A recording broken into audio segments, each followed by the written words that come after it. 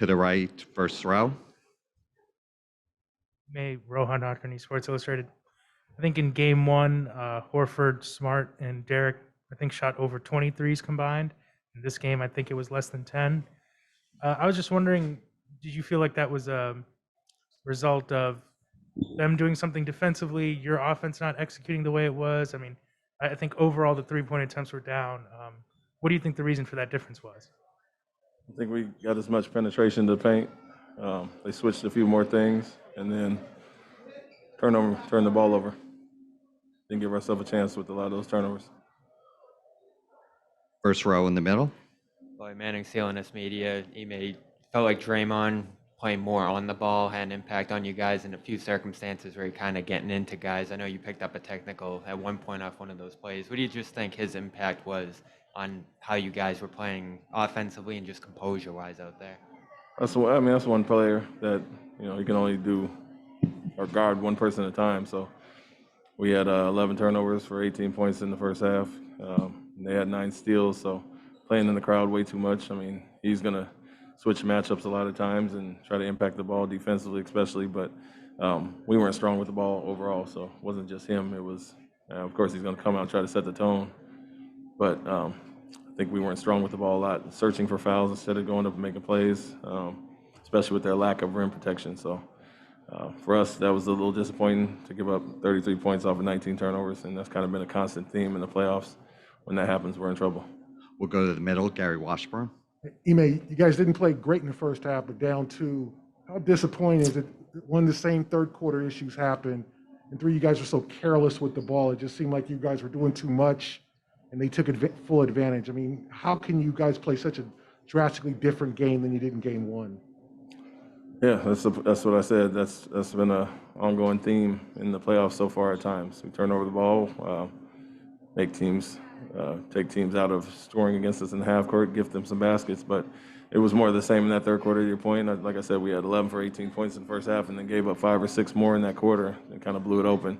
And that hampered our offense as well. So for us, it was more, that's a disappointing quarter, of course, but the first half was just as disappointing, only being down 2 and not playing good basketball at all, frankly. And so had our opportunities, came out, jumped out up 9 early, and then turnovers started happening, let them back in the game, and just offense wasn't as crisp with the ball movement and passing. Like I said, 11 of our turnovers were live ball turnovers, 9 of them out of steals. So got to be better in that category.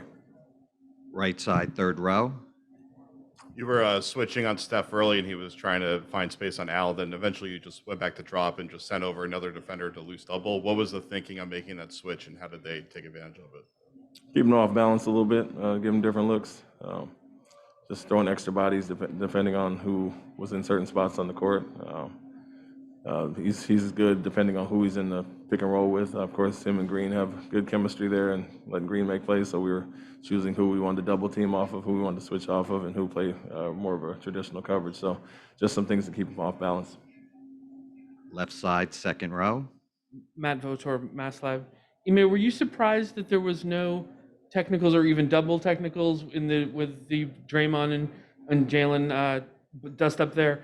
And did you feel like that Jalen, who looked like he was pretty hot after that might have taken him out of a pretty good rhythm that he had going offensively earlier?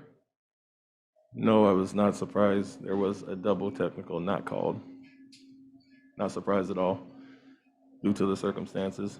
But Jalen, no, I think he got some fouls early in the game, and that kind of took him out of rhythm more so than that specific play. He got the 2 early fouls when he was really going early and slowed him down a little bit there. On the right side, Mark Murphy, fourth row. Hey, May. In addition to the turnovers, they just came out with another really strong third quarter. You guys gave up 2 really big runs there. What did you talk to these guys about at halftime in terms of being ready for that run that Golden State was going to come through with? Yeah, that we didn't play a great first half at all, and we were down 2, and gave away a lot of opportunities. And instead of tightening up in that area, we did more of the same. And those turnovers and poor offense contributed to their runs. And so, team that scores as well as they do, we don't need to help them out in that category. Left side, first row. Abby Chin, NBC Sports Boston. Ime, what happened on the tech? It felt like more of a culmination than that one play in that one moment. I just let them know how I felt throughout the game in a demonstrative way, on purpose, to get a technical. 2 more questions. Back to Gary.